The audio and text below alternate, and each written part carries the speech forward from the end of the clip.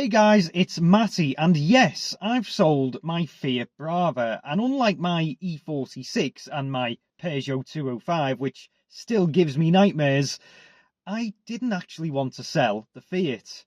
It was definitely a decision I made with my head over my heart. Owning a Fiat Brava was always a dream of mine. I loved them cars just for the styling alone, but getting hold of one was always going to come unexpectedly. So when one came for sale, it was a case of now or never. I'd bought a 21-year-old Fiat hatchback.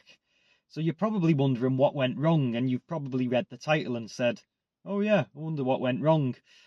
Not a lot, to be fair. I remember driving it back from Blackpool thinking, I must have the straightest Fiat Brava in the country.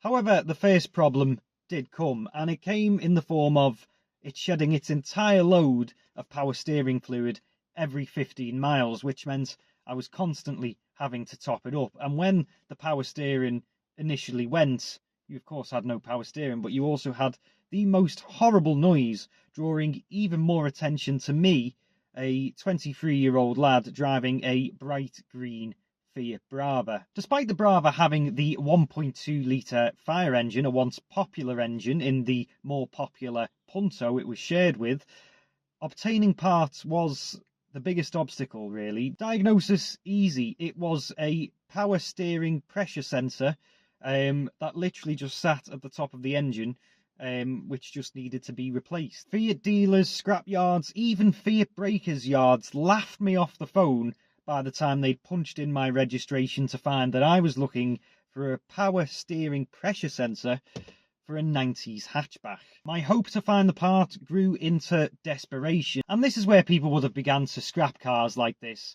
Parts are in shorter supply, they can't be bothered trying to get the part and running around for it, they had no option, and they just want to cut their losses and scrap the car. Well, luckily I worked with a Polish colleague who incidentally was the biggest pain in the arse ever, but I can say that now because he's got me the part. But at the time he was able to log on to Polish Google for me and find the part on Polish Google, which was readily available in the places like Poland. He got it shipped in Poland to his Polish family.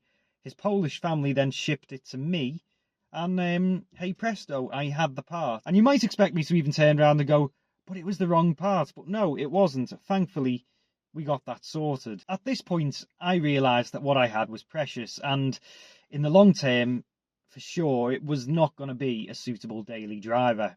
I wanted to carry on using the Brava though, and I definitely wanted to take it to Festival of the Unexceptional because I was convinced that I was going to be the only one there in a Brava.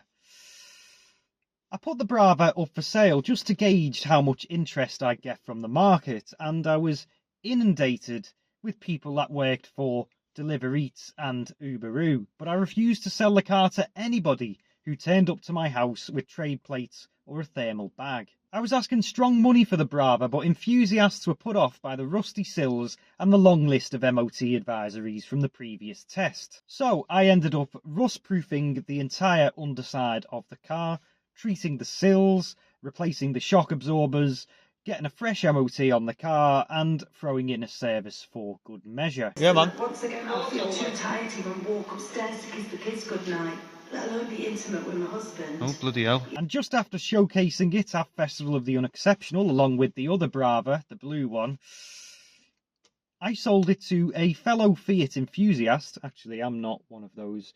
I sold it to a Fiat enthusiast called John from the Wirral. He was a fellow Brava owner. That's what I was meant to say. And 1,700 quid I got for the car. So that's no crusher, no delivery drivers, a responsible owner who's going to cherish it and bring it back to its best, and 700 quid pure profit. Honestly, I've done some good. I've done some good that day. You don't have to thank me. See you next time.